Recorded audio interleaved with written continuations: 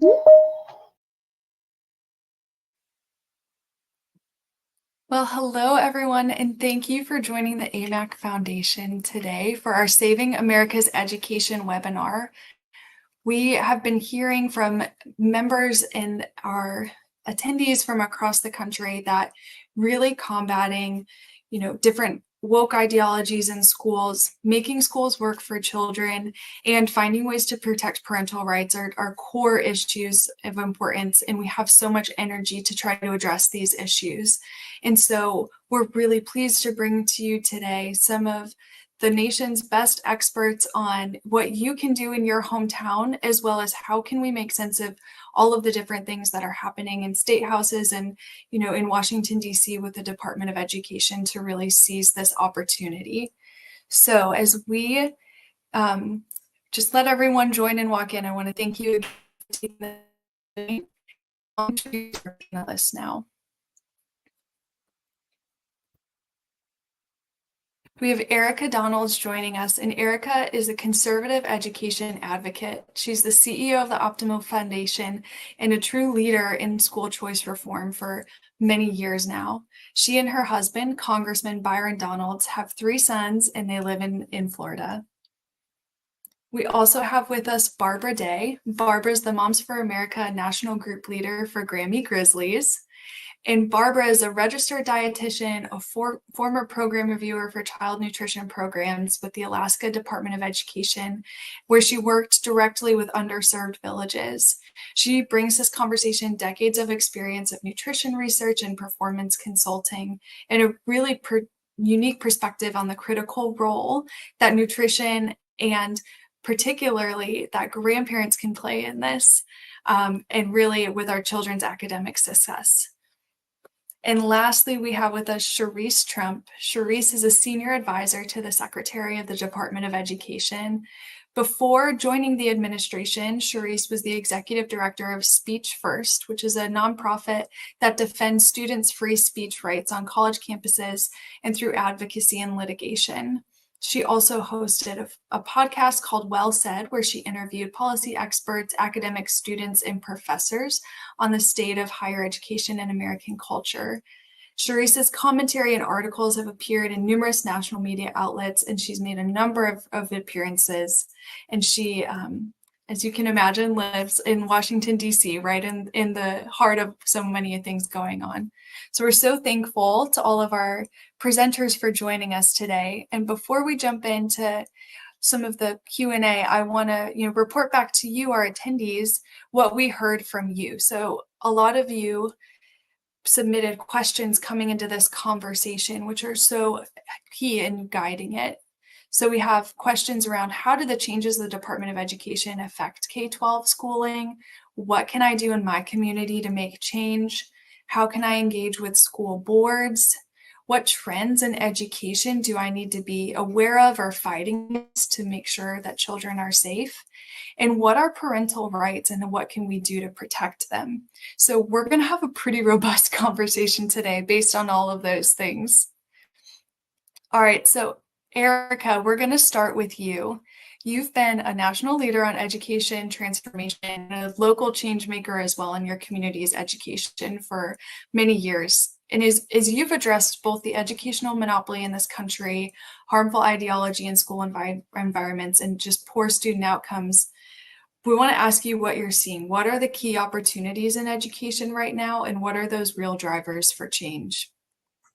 Well, thank you so much for allowing me to be on here, and thanks to everyone who is attending for your interest in this really important issue at a transformational time for education reform. I mean, since COVID, parents have woken up.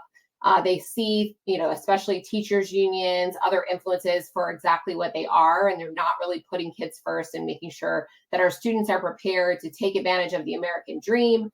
They're not teaching our children virtue and merit and excellence in our schools. And thankfully, many parents have, come to the table to be active, whether it's on their school boards or in the school board rooms, or activating their education freedom and using that for opportunities in school choice. And so I think the trends now are towards more parental empowerment, more education freedom in our states. We just celebrated the 17th state in the country that passed a universal school choice bill. I think now not only do we want to continue to expand school choice and education freedom in the states through education scholarship accounts, but also refining the implementation of those laws to make sure that they have the maximum effect, not only in increasing the supply of innovative and high quality options, but making sure that those scholarships are accessible to parents and don't put a lot of red tape and bureaucracy between the parents and the choices that they're trying to make. I think secondly, we are returning to excellence in education and the true purpose of education in our country, teaching truth and virtue, and really setting our students up to carry forth the Republic, teaching them the true history of our country, making sure that they are well-rounded and good citizens, that they know what good characteristics of a virtuous individual is and why it's great to be a patriot of this wonderful country. All of that has become way more important to families as they are selecting a school choice option. So they're not just focused on academics, although that's incredibly important. And we know that the NAEP has shown us only 1 in every 3 students are truly proficient in reading and math in our country. But aside from looking for that academic excellence in their schools, they're also looking for values alignment. And so schools are really stepping up with their curriculum transparency and with courting parents who are making those choices with the values alignment that they would espouse, including putting forth a patriotic education and themes around their academic experience. And so I think both of those are moving in tandem. School choice, returning education power to the states and to the parents, as President Trump has promised, and then a return to academic excellence and truth, goodness, and virtue in our education system. There's a lot to be excited about with that answer. Absolutely. Yes. Okay. Well, our next question, Barbara, is going to come to you as your unique perspective. Not everyone on this call is a parent or grandparent, but we've heard from so many of them that they are. And so also we're going to guess that probably most people joining a webinar at 4 p.m. on a Wednesday probably are not in school.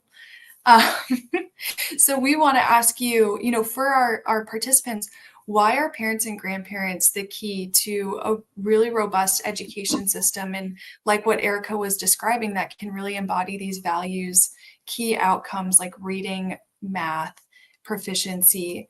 And what impact have you seen parents and grandparents have on their schools and ultimately on the next generation through their involvement? I'm also a grandparent, and one of the reasons that I got involved with Moms for America as the Grammy Grizzlies is because I actually was raised by my grandparents. So I have a little bit different perspective. And in today's world, there are actually a lot of grandparents that are not only raising their grandkids full time, but they also are responsible for taking them to school, picking them up after school, making sure they get their homework done, which might be a little difficult for us grandparents with the homework. But so they're responsible for a lot more than maybe when my generation was growing up. So, and I do see that there are actually a lot of grandparents that I know that are on our Facebook page they go to the school boards, because what happens is mom and dad are busy, working. And grandma or grandpa has time with the kids, and they can actually see or talk to the kids. Sometimes they'll talk to them, sometimes they won't, but they can see what's going on in a different way than a parent might, you know. So, and then the other role would be the grandparent to just be supportive of the parent who is trying to get on the school board or to bring up things to the school or the school board that they feel like is best for their grandkids.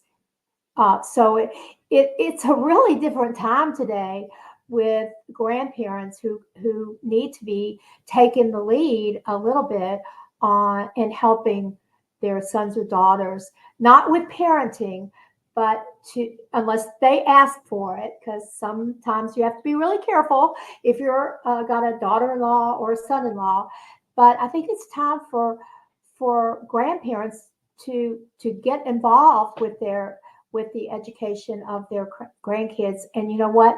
They'll be happy that they did. Thank you. And I'm going to tack on a follow-up question to that. You mentioned so importantly, grandparents, going to school boards and really engaging with that. And that's something, again, we heard a lot about from our participants wanting to hear more about. Can you share what does it look like for a grandparent to actually engage with the school board fruitfully? Well, you're talking to the wrong person. I don't have any experience in that, but I do know. We lived in Louisville, Kentucky, and we moved to Jasper, Indiana, small town. And what happens in a larger town or city versus small town is completely different, because the community is easier. And you can actually the principal of the high school is across the street from me. If there was something that wanted to talk to him about, I just walk across the street and say, hey Jeff, what's going on? But for a grandparent to go to a school board meeting, unless they were a primary caregiver, I'm not sure how that would work. Erica, you might have more experience with that because I know you've done the school board stuff. I have, and I was actually on the school board in my community. So definitely, I think the place to start is just to go to meetings or start watching meetings online. I think if you turn on these meetings or you start attending the meetings in person, it's always better to attend it in person to just get a better view of what all is going on, not just where the camera is showing. And you'll also meet other people that are going to the meetings and have an interest in what's going on in the school district. Read the agenda. Some things based on your background or your interests are going to stick out to you, like why are they doing that? And you might just start asking questions. But I think that's where to start, is just to start paying attention. That's where I started. I went to my first school board meeting to talk about a particular issue, and I started looking through the agenda and I'm like, whoa, what are they doing here? They're making decisions for me and my children that I don't agree with. I don't see how these people are representing my point of view. And I started going to meetings after that and just paying a lot more attention to what they were doing and giving them feedback. So I think that's where it starts. You'll see other groups there, Moms for America, Moms for Liberty, and other maybe local organizations that are paying close attention. So I think that's your first step. Well, I will say, when I lived in Louisville, I got involved in the school board cause, because in Louisville, and I'm not sure if this is like it is around the country, but the school board can actually raise property taxes up to 4% a year. Now, if they go 5%, it has to be voted on. But I did not realize this until I got involved, because we were having our property taxes raised a lot. And so I started going back and researching it. And this was, I'm trying to think, this is probably 2010. The 4 years prior to that, they had raised 4%, 4%, 4%. I mean, that's a lot of money. And I guess if, as a grandparent or as a parent, if I thought that money made the kids get a better education, they come out having better reading scores, math scores, and everything, then I might be okay with it. But it wasn't the case. So this is how I started getting involved more with the schools, even as a grandparent, because I didn't like really what was going on, and I started paying attention. This is such helpful insight, right? That first step to getting really involved in really making change is as simple as paying attention and letting, whether it's school boards or educators, know that people care and they're noticing what's happening. And then you can start the dialogue on what these troublesome issues are, which we'll get into a little bit more in this webinar, is what are the ideologies? I know we saw in the chat, someone said our school board is taken over by woke ideologies in our system. And so we'll talk through some more of what those things are to look out for, but as well, right, paying attention, attending those school board meetings, even voting. Often a school board election will only have 5 to 10% of the actual voting population turn out. And so your vote then can matter 10 to 20 times more than it would in a general election, because so few people are paying attention to that. And of course, right, if as you progress through this, you might become someone who's passionate about running for school board, about watching where the money is going to make sure that it's serving students, it's not robbing property owners unjustly, but really providing that stellar education for children. So there's a lot we can keep digging into here, and we'll circle back throughout this conversation. But I want to ask you, Charisse, you're within the Department of Education, which we have a lot of questions about what's going on, and excited to hear what our opportunities are there. But also importantly, you're an expert in parental rights. And so can you share more with us about what parental rights are protected by law, and what do we need to know about protecting both parental rights and ultimately children throughout this process? Yeah, sure. Thanks so much for having me. This is really great. I'm glad that there's a lot of folks who are attending and that you're going to spread this around so that people can use this webinar as a point of information going forward. So there's a number of things at the federal level that parents can do to protect their children. And there are two main avenues. One is going to be through the Office of Civil Rights, with various, I'm sure you've heard of, like Title IX, Title VI, some of these, policies that are specifically statutorily required for anyone receiving federal funding, cannot discriminate on the basis of sex or race. And then you also have what a lot of folks don't realize is there's also another office called the Student Privacy Policy Office. And that office actually also has other statutory requirements, including FERPA and PPRA. And these are acronyms, of course. FERPA, FERPA, is the Family Educational Rights Privacy Act. And PPRA is the Protection of Pupil Rights Amendment. These were passed in the 70s, and in order to help parents, to provide parents with avenues to either have access to their students' educational records, to opt out or provide or view any kind of survey that students were being given, to address a number of issues that people didn't realize were a problem until a little bit later on. And there's a long history, especially with PPRA, that I'm happy to go into. But I'll start on just kind of talking about these two. Aside from the Office of Civil Rights, we can go into that more a little bit later. But with regards to FERPA, so this is essentially a statute that was designed to make sure parents were able to request information from the school about their children, and about what maybe the records might say that are inaccurate, having the ability to amend the inaccuracies, and what we've seen, unfortunately, is a number of schools, because especially in the last 4 years, where the Biden administration really just allowed this backlog of FERPA complaints that came in, and a lot of the issues were not addressed, where parents were requesting information from schools about their children, and the schools were either ignoring it or say that it didn't qualify under FERPA, or just kind of not giving them everything that they were requesting, and parents started to realize that the type of information that was being withheld were information typically about sexual orientation, gender identity questions, about maybe some of the things that were being taught in the classroom and how students were answering those questions. So one thing we discovered was that a number of these organizations out there, folks on the ground who are doing great advocacy work, are super helpful to the government with regards to us being able to know what's going on, because obviously we're not there all the time and we don't always know what's going on. It's important, through the complaint process, but also through the organizations that are publicizing and exposing some of the practices of the bad actors in schools.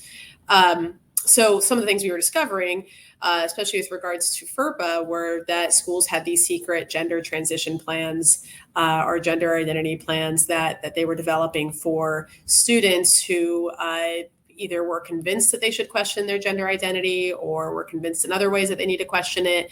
And schools would keep these separate. They would categorize them as separate. records or separate files, or kind of essentially like a secret file that parents didn't know about. And we saw evidence of this in Maine, which is why we have an investigation into Maine right now, Maine's Department of Education, with regards to potential FERPA violations, which we're hoping to publish those findings here soon. But ultimately, we found that because of the way schools were categorizing these records, they were kind of finding that loophole to not consider these to be educational records. And so that's something that the secretary of this administration has called out and said, no, that you actually, through its your colleague letter earlier this year, actually these records are going to be considered educational records. They always have been under FERPA, and that you need to abide by federal law if you want to continue to receive funding. So that is one of the avenues where parents should understand that regulation exists specifically so that they can have access to everything that's going on with their students. One thing that schools take advantage of is that regulation does not require schools to proactively inform parents about gender identity or gender transition plans. What it does is it requires the schools to tell you if you request it. So I encourage everyone who sees this video to go to your children's or your grandchildren's schools. Obviously, if you have to have, if it's a grandparent, you have to be the guardian. So, if you're not the formal guardian of the child, then, talk to your kids to request the records. But ultimately, go to the schools, request the records, and make sure that you get a formal response from them and get all the information that you can, because a lot of parents don't realize that they have to request it in order to know. On the separate point, the Protection of People Rights Amendment, this was something that, if all of you recall, Phyllis Schlafly, she really advocated for this. A big part of the story behind PPRA actually involves parental listening sessions that took place in the early 80s. Where she went around to various cities and essentially held like she was present for like these various listening sessions where parents would talk about some of the surveys that were being handed out to their kids and the things that they would see. And these are questions that we see now, and we realize that this is kind of that far left kind of woke agenda where they're asking about gender identity, they're asking about sexual activity, going into great detail about questions that are wildly inappropriate for children to be answering these questions, taking tallies on how many students use certain pronouns or identify in certain ways in order to encourage these concepts and normalize them in schools.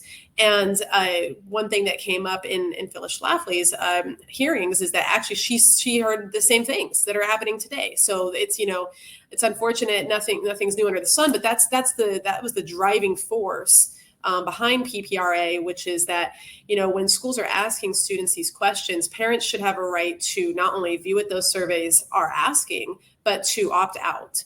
And to say that I don't want my child to have to take these surveys. I don't want them to be exposed to this. So that is something also that if you feel like you are not receiving information from your school about various surveys that your kids are taking, ask your kids, say, have you been asked to take any kind of online surveys? Because the school should be informing you of these. There's a number of categories that by law the schools have to ask if you want to opt out. That includes anything from like political preferences. If they're asking kids about any kind of sexual behavior, any kind of risky behavior, all of this stuff is something that is statutorily required for the school to offer an opt-out option. And in addition to that, if there's any federal surveys that are given out where they're funded by the Department of Education, there has to be a full, the parent actually has to be fully involved and give actual consent for that. So that's more of an opt-in process. And so I don't want to get too much into the weeds of all the legal requirements or under these policies, because as you can imagine, it's the federal government, they're quite long. But it is important as parents and grandparents to know that these options exist, that part of the onus is on you to request the information, to stay on top of your schools and stay on top of the kids and see what they're being told or asked in the classroom. It's unfortunate that we're in a situation where we have to be so micromanagerial to what kind of questions are being asked in the classroom by teachers. But that's really the only way you can guarantee that they're not being exposed to radical ideology, radical ideas. One thing that I'll say for everyone on this that is what's particularly helpful to the department when you submit these complaints is that you provide great detail. Provide if you're able to screenshots or versions where we can view the survey and see what the questions are.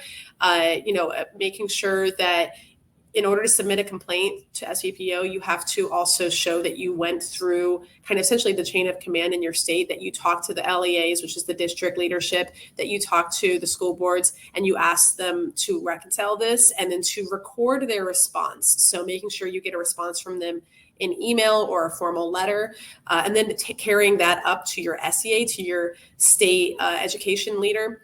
And whether that be, they have various titles, but it's usually the commissioner of education in your state, and making sure that they too provide a response. So once we see that kind of information coming down through our complaint system, we're able to figure out who the target of the investigation needs to be, what the policy issues are, because oftentimes the state or the district will explain maybe why they didn't do something that they were supposed to, leaning on a various state policy or a district policy. So that will help us better target our investigations on our end. So that's just helpful for us. Yes, that insight is so helpful. And the unfortunate aspect of that is that there have to be all of these federal rules because those things happen without parents being notified. Sorry, go ahead. Do you want to say more on that? I'm sorry, there might be an audio issue. I don't know if it's on just my end. I couldn't understand what you said. I couldn't hear it either. We have a storm coming through, so I'm sorry about that on our end. But I just was highlighting the importance of what you're saying, because this is how we can keep the rights, is because unfortunately these rules had to be made because there were issues with that in the classroom. And like you said, going through the chain of command is how we're able to get to resolution sometimes, and that revolves around working with local school boards, working with those school administrators, and really goes back to the point that Erica, you and Barbara were saying a moment ago, of paying attention and knowing what to look out for is the key. So Barbara, we're going to ask you next, what are the key issues and the ideologies that parents and grandparents and everyone on this call really needs to be aware of to look out for? Well, I'm having a hard time hearing you, Abby, but one of the things that Moms for America is great about is they have published several types of information that are free to you. And one of the things that I think they talk about is critical race theory, or they also talk about I'm not really sure exactly this, but Erica would know, comprehensive sensitive education. And then, of course, we all know what DEI is. And as a grandparent, you probably need to know this stuff. And you can get these little handouts, which you can get free on momsforamerica.us, and read through them and gain so much information about what's going on. In fact, I didn't have this on my slide because it just came out today. I got it this morning, and you might not be able to see it, but it's called Protecting What Matters, a Mother's Role in Securing America. And I have read through it. It's excellent. You can download it straight from the mom's website. And it's got a lot of information for parents and for grandparents, some different things about what's going on in terms of border security and what we're seeing in some of the schools. And I was telling a story recently about I was at a Bible study, and one of the gals that was sitting next to me was younger than me, and she was talking about the fact that we're in a small town, and she said that her daughter third grader kept coming home crying every day and said, "I'm just not learning anything, Mommy. I'm just not learning anything." And so she wanted to know what was the deal. And she said, "Well, because there's a number of students who don't understand English, and the teacher is spending all the time with them and not teaching us anything." And she said, you know, I just couldn't believe that. And so the mother said, we took her out of the public school and put her in a Catholic school, which they couldn't afford. But she said, "What are you going to do?" She said, "My child needs to go to school." And she was having these issues. So, and, we're in a small town, but when you take this and multiply this all over, and I was also have an experience with my grandson. They live in outside of Houston, and he was having a similar problem. They were in this great little neighborhood that, if you looked on the website, they had the best schools known to man. And Nolan, when they first moved there, they were in a place called Mission City, I think. Anyway, that was the little town. And he wasn't learning for the same reason. And so his father ended up taking, he has 5 kids.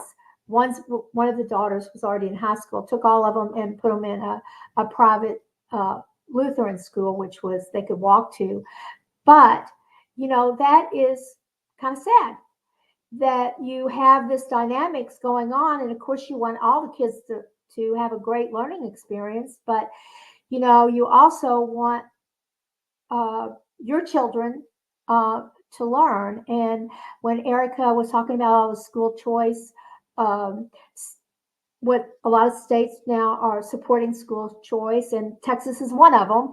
So hopefully this won't happen, and parents can actually use money to put their kids in a school of their choice instead of another school, which they might not be learning. But, as a grandparent, I hear it from my grandkids. Oh, well, some of them are in college now, but when they were younger, they would, kind of make comments, and not my place as a grandparent to go forward with it, but I could tell the parents, or, if I was the grandparent responsible for them because I had custody, then that's a whole another issue. But I mean, there's, I guess what I'm trying to tell you is there's a lot of information on our Moms for America website that you could download for free and help you through some of these issues that are coming up all over the country, these different issues in public schools. And I'll just add to that. I think this is a great slide that the Grandma Grizzlies and Moms for America put together that has a list of some of the hot button issues: critical race theory, comprehensive sex education, social emotional learning, diversity, equity, inclusion. These are in public schools and private schools. So you do have to pay attention, because there are certainly the independent schools in the country and the associations they belong to and the accreditation agencies have pushed this type of education into these classrooms, whether it's an independent school or a public school. The problem is these words that are on this slide are no longer being used, because they've already discovered that these are have a label on them now, and that right-wing people and don't want CRT, they don't want social emotional learning, so they're calling it something else. And so it is important that we're very vigilant with the schools that our children and grandchildren attend. They should have no problem whatsoever answering questions about what kind of social emotional learning are the students getting, and you might disguise your questions to say, well, how are the students learning how to be healthy emotionally? What are you doing for their mental health? And then they might, expose what kind of social emotional learning that they're doing. Or how are you teaching students to be accepting of all races? And then they might expose, how they're teaching diversity, equity, inclusion, or CRT. So you have to be careful about how you ask these questions, because if you just say, are you teaching CRT or are you teaching SEL, they're going to say, oh, no, we don't teach those things. But we have seen plenty of examples where they are disguising these types of curriculum with different names now that these names have been exposed to be divisive, harmful, and inappropriate for children. Excellent point, Erica. Thank you. That's so well said, right? And it gets to the heart too of we know what those harmful ideologies boil down to. And the target is probably going to keep evolving over the years of what the actual language around it is. And so your specific questions, and you highlighted such great particular examples, Erica, of what those questions might look like to get at the actual heart of this, is really a key strategy for our listeners to attend to again, make those changes. And I know we keep bringing up school boards, but just to highlight, I know we had a question earlier of why do they matter, or why is education, who sets education and what counts as quote unquote proper education for our children. And the reason that we've started there was because these are the people who are making decisions for those public school districts. And Erica, as you highlighted as well, even private schools or even religious schools are also going to have some of these ideologies coming in. And so we need to be, hyper vigilant, as we said at the beginning, to make sure that those decision-making bodies know that people care and they are involved and they're going to speak up against things that are inappropriate. Well, I will say, I keep making the plug for Moms for America, but we have, we can teach parents and grandparents how they can run for state, for school board. And Erica, I know you've been on school board before, you might give us some input as to how you went about it, because there are some ways that you can be more successful than just go, oh, I'm going to run for school board. So would you talk about that a little bit? Sure, yeah. And Leadership Institute is another great one that does training for not only if you want to be a candidate for school board, but if you want to support a school board candidate. I think, again, going back to that main starting point of going to the meetings, seeing who else is interested in these issues is a great place to start. But school board is not the only place either that you can get involved. I actually started my involvement on a volunteer group for a charter school, and that there are schools of choice starting up all over the country, whether it be micro schools, charter schools, private schools. And so you could also volunteer your time to help those get started. If you think, you know what, the school board is not going to do anything, I want to start helping options exist for families who are trying to get outside the public schools. And so there's opportunities to do that as well. And then there's also opportunities for homeschooling. And I know there are some homeschool people that are now doing homeschool pods where they have, different homeschool people who are real effective at teaching one, like math or whatever. So things are, it's a different world now in education, which I think is really a good thing, because it's all about the kids. Really, it's all about our kids. And that is a great segue to another question we had that we want to talk through, which is the Department of Education. So both Erica and Sharice, I know you're going to have unique perspectives on this. Obviously, right, the president, earlier we heard a lot of talk about dismantling the Department of Education, but then also, really making sure that students are not left behind with things. And so I'd love if you two can share more about, what does that mean? What's the goal of this department? And what does, as you were talking about additional schooling options, Erica and Barbara, what does that look like if the Department of Education looks different in the future? Yeah, I think the main thing for people to understand is that the department does not educate a single child. It is a massive bureaucracy that creates more layers of compliance and bureaucracy at the state level as it passes through federal funding to the states. And so if you think about what kind of waste that is being pulled out of the classroom because there are these layers of compliance. So even if you did agree that the federal government should put money into education, and money is flowing from Washington down to the states, down to the districts, and then eventually into classrooms to benefit students, you have to also remember that that student may be getting additional services, maybe getting additional materials or instruction because of those funds.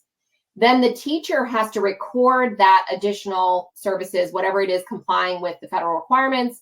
The teacher reports that to someone at their school. The person at their school reports it to the district. The district then reports it to the state, and the state then reports it back to the federal government. And there are individuals pushing paper around at every single level, all the way down to the classroom, in order to comply, in order to get that funds.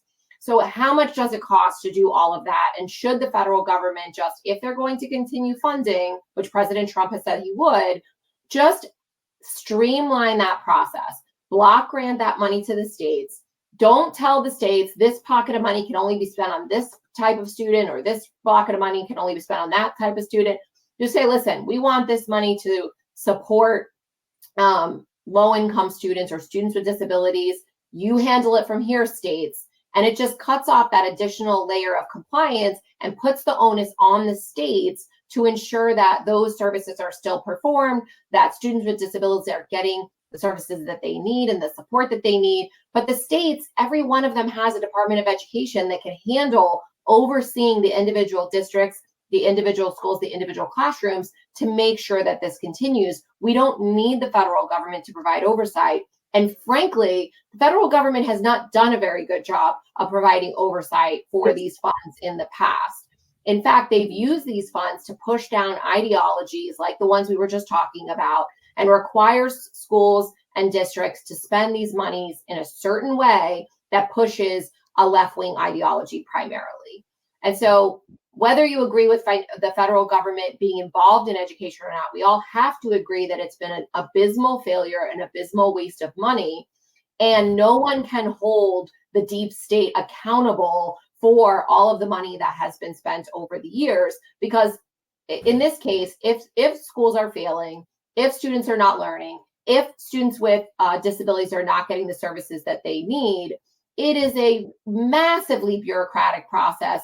Most people do not go all the way through to get the accountability they're looking for. Now, if the accountability is returned to the states, as President Trump has promised, then at the very least, individuals in those states know who to hold accountable for lack of results. And most of the time, they have someone they can vote for, whether that's an elected education commissioner or a governor that appoints an education board or education commissioner when the education system is failing, and their vote will actually matter. When it's at the federal level, you're talking about voting for the president or voting for your members of Congress and expecting them to hold the Department of Education accountable for a lack of performance, which has not worked, will not work.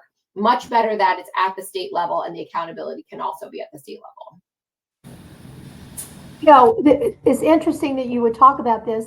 I don't know, some of you might be too young to remember Common Core. Do you remember Common Core?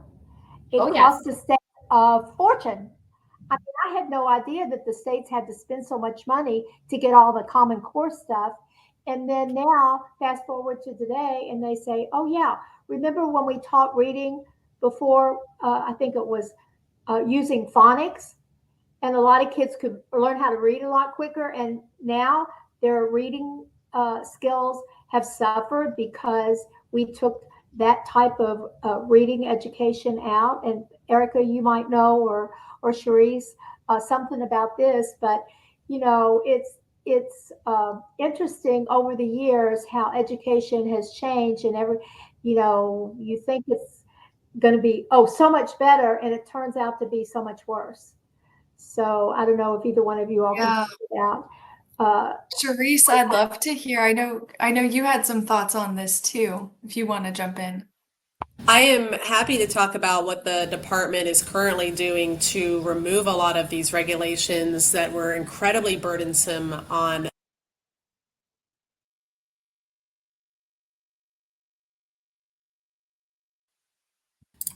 I think, was I muted? Were you guys hearing? Sorry. We can hear Okay. Yeah, some reason it just muted me again. Apologies. Yes, very happy. I muted me, so maybe it muted you instead. Sorry. Very happy to talk about some of the things that the Trump administration has done, and we've done here at the department to help deregulate and remove some of these burdensome policies that have really held, especially K through 12 back and the states back. Trump has made it a very, very, very clear, even on his campaign trail, but through executive orders as well, that they want to prioritize parents and empower states when it comes to education. Now, what I can say on the actual goals behind that is actually incredibly limited because we're in open litigation right now on that topic. So I'm really glad that Erica actually was able to go and do a deep dive herself, because I'll just say that I was silently nodding. Anyway, but I think what we saw when we came in is an indicator of how the federal government can essentially weaponize and abuse the Department of Education's authority to overregulate, to enforce radical ideology, such as we saw, diversity, equity, and inclusion with critical race theory, through various other initiatives on these topics, and actually enforce the opposite of what an Office of Civil Rights is essentially supposed to be enforcing, which is protecting against illegal discrimination. And we saw discriminatory efforts that were baked into pretty much all the grant making that had been occurring here. You had requirements to fulfill various diversity, whether it be diversity quotas or take DEI training, had to be part of it. We saw applications coming in for grants that had that basically would have to fulfill whatever the Biden administration's supplemental priorities were in order to get points to receive the money. As Erica mentioned, the department doesn't educate students directly. We're not responsible for curriculum in any way. And we are actually essentially like a money funneling organization, bureaucracy. So we get the money to the states, which is why, yes, to many outsiders, it does seem incredibly redundant and inefficient. So on that point, though, what the government can do is actually put priorities forward with how that money is allocated.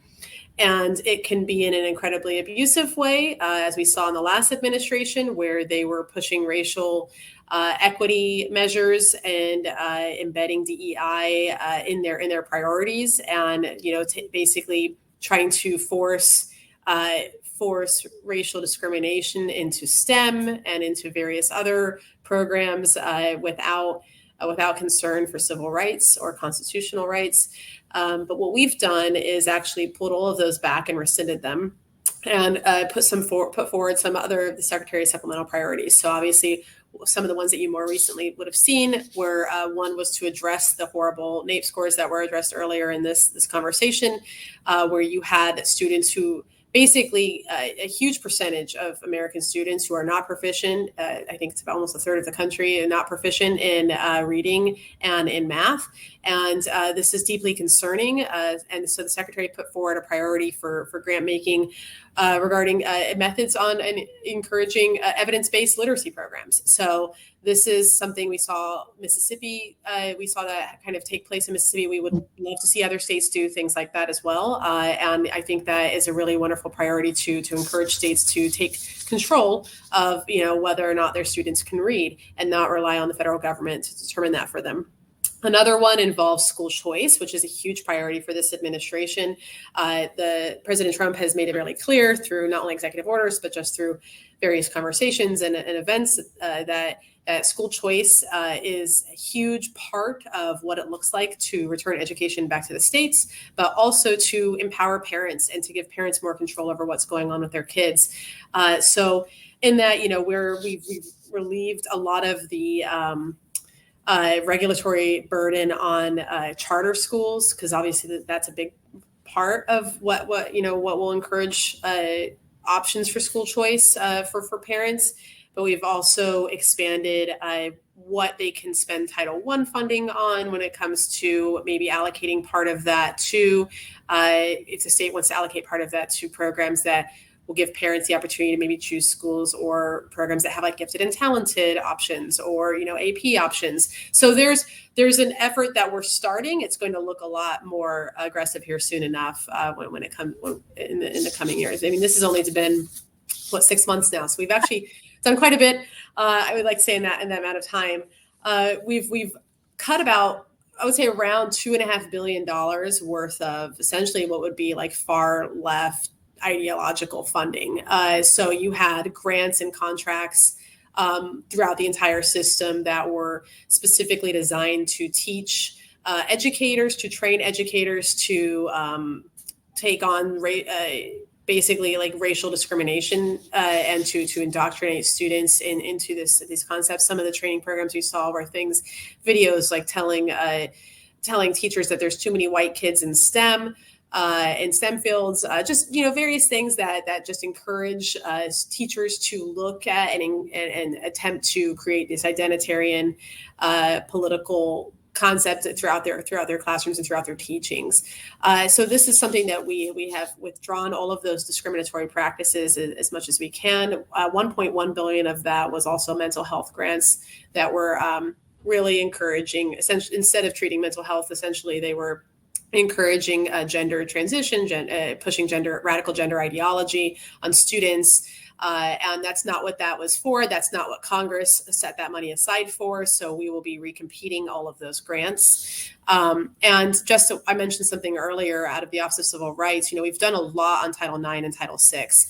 As you probably saw this morning, we announced some serious findings out of the state of California with their Department of Education, as well as their Interscholastic Federation, which is their athletic association for high schoolers.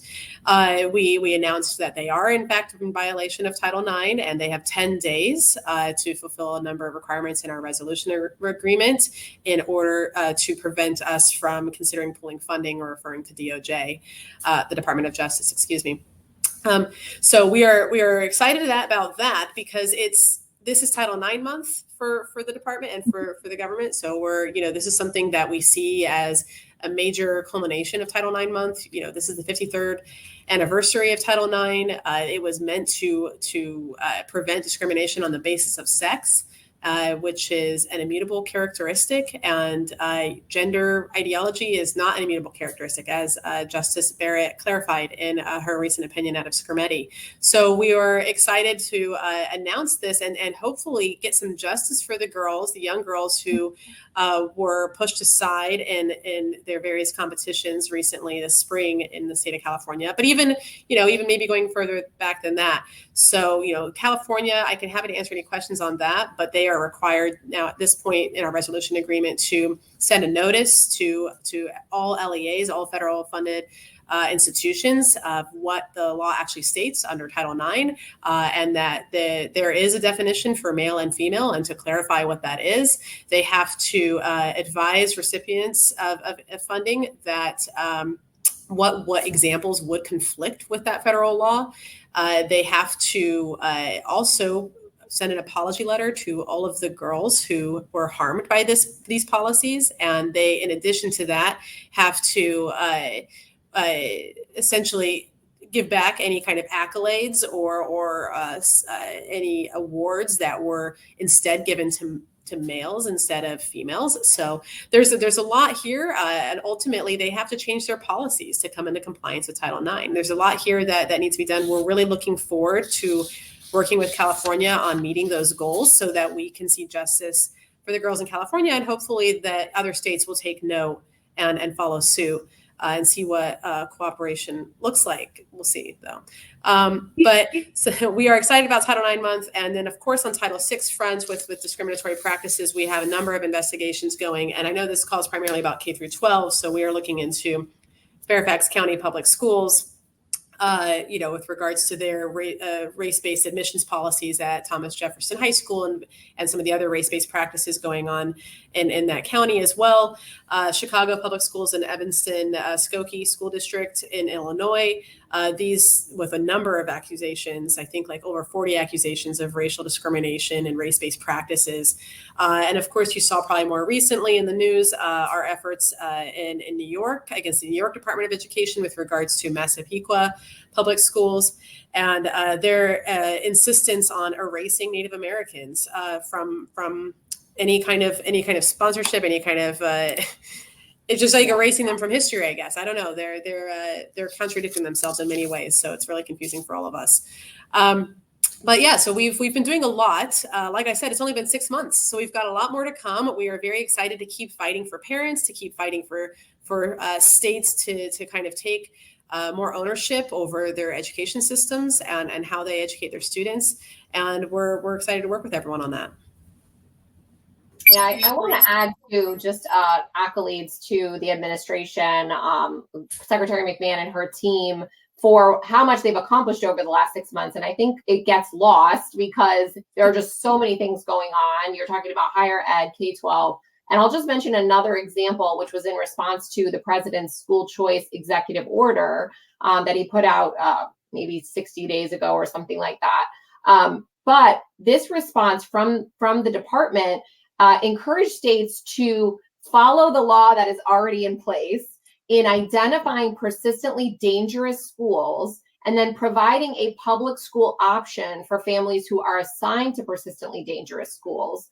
We're getting ready to publish a paper at America First Policy Institute on what could be defined as persistently dangerous schools. One of those being if they do not have a full-time school resource officer.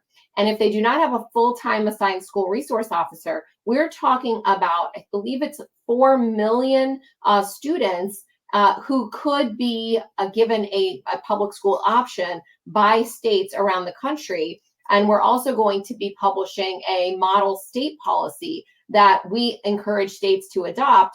These laws at the federal level are already in place where states, and if you wanted to advocate for that in your state to your state legislature, could already take advantage of these laws that are going to allow families at least another public school option. And if a public school option is not available, then they should be given a private school option as well to remove themselves from a place that is dangerous and that their student is not safe to learn. And that's an excellent point to bring up with the executive order that came out on reinstating common sense school discipline policies as well. That's something that we are working with DOJ on, and actually very soon we'll be coming out with more guidance on that. So stay tuned. Awesome work. Great work, Charisse. You guys are great. We're having fun. We are right at the end of our time. So to all of our panelists, I'll give you one last chance. If you in 30 seconds, if there's anything you really want our participants to leave with and to be thinking about for what they can do tonight or tomorrow to really act on all of the things we've talked about, what would you leave with? Well, I'll start. Go ahead. Yeah. I'm the oldest.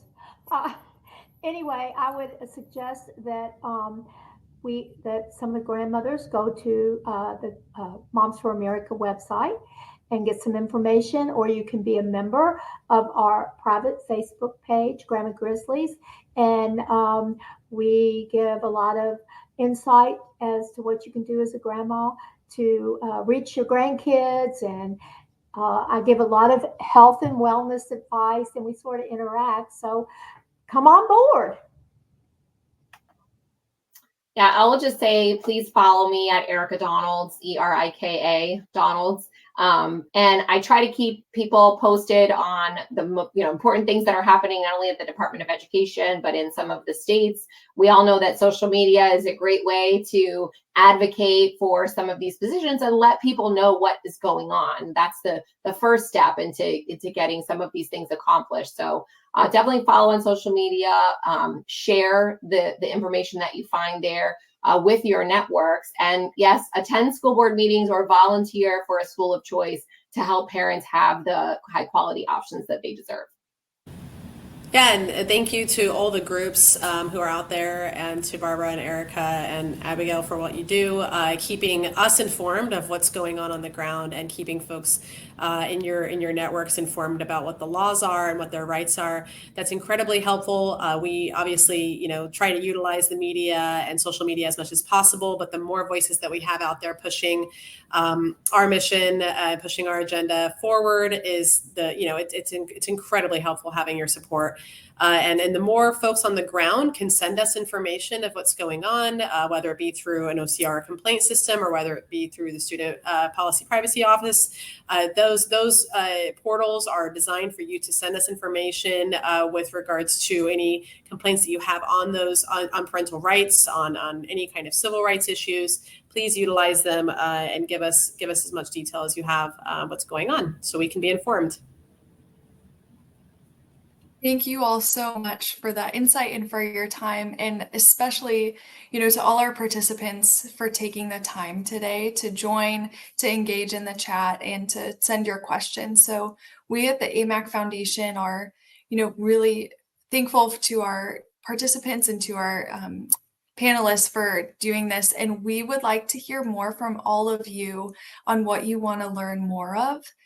And as we continue to work with groups like Grandma Grizzlies, with AFPI, and, seeing change happen at the federal level with Department of Education, really hearing what our members and what our participants value and what they need is of paramount importance. So I would request, after this webinar ends, this webpage will turn into a discussion board where you can leave comments on the thing today and any of your thoughts. And so please, feel free to leave those. We will read all of them and even continue to build out what opportunities to engage with the AMAC Foundation are.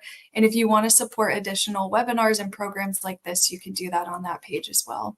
So once again, Erica, Barbara, Charisse, thank you all for your time, and thank you all for joining today. Thank you, AMAC. Good job, Abby. Thank you. All right, bye. Thank you all.